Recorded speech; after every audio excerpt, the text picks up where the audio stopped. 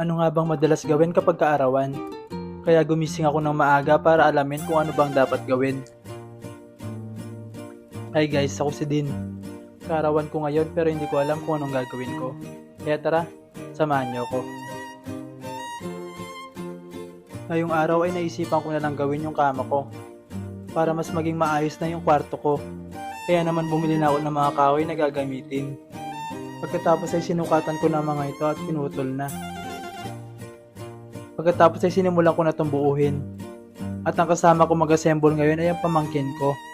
Sinubukan nga namin buuhin dito sa loob ng kwarto kaso medyo masikip. Kaya bumalik kami dito sa dati naming pwesto para hindi kami mahirapan. Bali ang paggawa ko lang talaga dito sa kama ang naisipan kong gawin ngayong kaarawan ko. Hindi ko man kasi ugali talaga maghanda tuwing kaarawan ko. Basta maging masaya at maging productive lang ang araw ko ay okay na ako. At yun naman ang kabaliktaran ng ugali ng girlfriend ko. Pero bago ang aking kaarawan ay naisipan niya mag-advance celebration. At kahit umuulan ay tumuloy pa rin kami. At dito nga kami nag-celebrate sa may Reka Farm and Resort sa may Porac, Pampanga.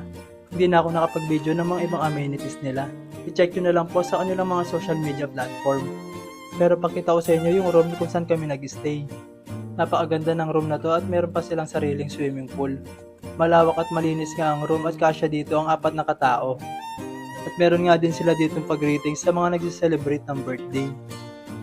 At ang maganda dito ay itong floating breakfast nila, kung saan pwede kang kumain habang naliligo. Kinabukasan ang sunod naman namin pinuntahan ay ang simbahan sa Tarlac. Bali dito kami dumaan sa bagong daanan ng Clark. Halos kalahating oras lang ay nakarating na kami dito sa Monasterio de Tarlac. Isa rin kasi ito sa mga gusto namin puntahan dati. Kaya naman umikot na kami dito sa buong area ng simbahan. Medyo may pagkaluma na ang itsura ng simbahan pero maganda pa rin pagdating sa loob. Bali dito na nga ako nagdasal at nagpasalamat sa lahat ng biyayang binigay sa akin ng Panginoon. At ang sunod naman namin pinuntahan ay itong gusto naming balik-balikan dito sa Banban Tarlac. At dito nga yan sa may Goshen Resort. Napakasulit kasing puntahan nito dahil sobrang ganda. Iba't ibang uri ng structure na aakalain mong nasa ibang bansa ka. At naalala ko lang pala ay dito ako nag-celebrate ng 21st birthday ko. At sumakto naman na magba-birthday ako at nandito kami ulit.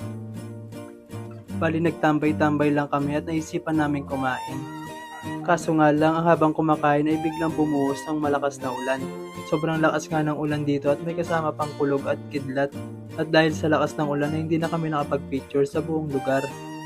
Sobrang ganda pa naman dito lalong-lalo na tuwing gabi. Medyo maulan pa rin at halos wala ng tao dito.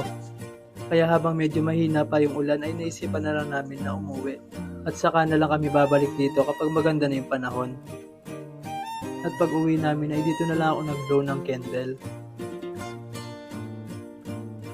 Mabalik naman tayo dito sa ginagawa kong kama. Bali natapos ko na nga pala dito yung pinaka-frame ng kama. Bali niliha ko nga lang dito yung buong frame para mas maging malinis at lumitaw lang ang haspe ng kahoy. At ang sunod ko naman ay pagputol ng plywood. At pagkatapos maputol ay nilapat ko lang muna ito. Bali ganito yung naging itsura ng kama ko. Simpleng design lang na kaya ko lang din gawin. Ang sunod ko naman ginawa ay ang pagpahid ng sanding sealer. Katulad lang din to ng proseso ng lamesa. Sunod naman ang paglagay ko nitong plywood. Sinakto ko nga lang yung sukat nito dahil medyo maliit lang yung kwarto ko. Pagkatapos ay naligo lang ako at pumunta na ako ng bayan. Bibili na kasi ako ng foam na gagamitin ko. Naging practical na lang ako sa pagpili ng gusto kong regalo. Bali yung Uratex na 3 inches lang nga yung pinili ko. Binigyan pa ako dito ng libreng unan na pwede kong malawayan. Joke lang po. Nilatag ko na nga dito yung foam na binili ko at sakto lang yung sukat nito. At sakto nga yung ganda ng kama dito sa nagawa kong lamesa.